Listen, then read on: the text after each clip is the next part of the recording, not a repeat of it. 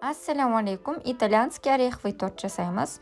Ол үшін бізге жұмыртқаның ағы, сахарный пудра, қант, грецкий орех және ұн керек.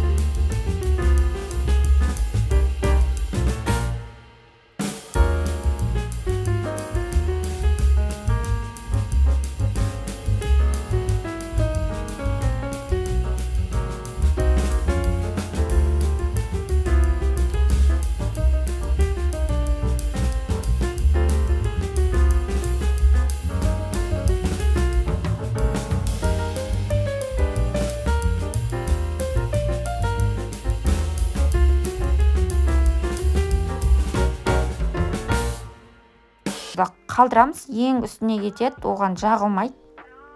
Қалған 5 коржға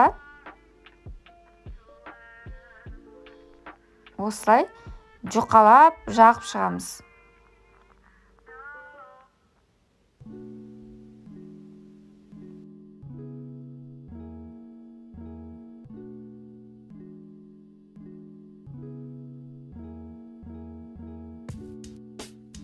Ең үстіңгісіне осы коржды қалдырдым. Енді кремін дайындаймыз. Шоколадты микроволновкада немесе водяная баняда ертіп аламыз. Микроволновкада ертсеңіздер 10 секунд сайын араластырыңыздар, әйтпесе күйіп кетеді. Ыстықтай қоспаймыз, суытып аламыз. Одан кейін сливкиге сахарный пудра қосып, миксермен араластырамыз. кішкене қоюланып қалған кезде миксеріміз тоқтатамыз. Салқын суыған шоколадымызды құйып, ыстықтай құюға болмайды. Миксермен стойкий масса болғанша араластырамыз.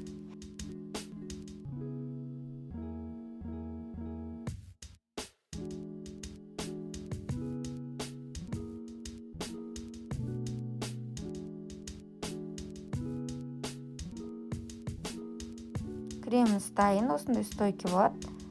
Подложкамызға крем жағып, ганаш жағылған коржымызды қоямыз. Кремді теңдей 6 бөлікке бөліп алыңыздар.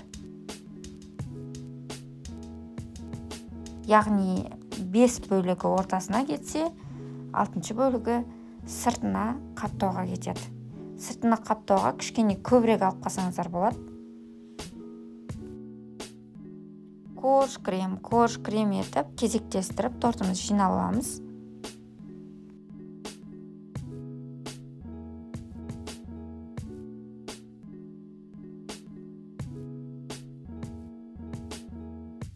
Үстіне ганаш жағылмаған коржымызды қоямыз. Енді қалған креммен сыртын қаптаймыз. Енді бұл арнайы обтяжкаға арналған крем емес, ішкі кремін сыртына қолданамыз. Сол үшін мінсіз сыртын қаптаудың қажеті жоқ. Бұл торт маған қатты ұнайды. Себебі 40 минуттан кейін жей беруге болады. Өзі сондай хрустящий, ганаштың арқасында өте дәмді болады. Мысалға, күтпеген жерден қонақ келемін деп қалса, осы тортты бірден тез жасап жіберсеңіздер де болады. Енді әрлеу өз еркілеріңізде. Менде алдында тапсырысқа жасаған тортымнан клубника қалған. Сол клубникамен әрледім. Осымен біздің тортымыз дайын.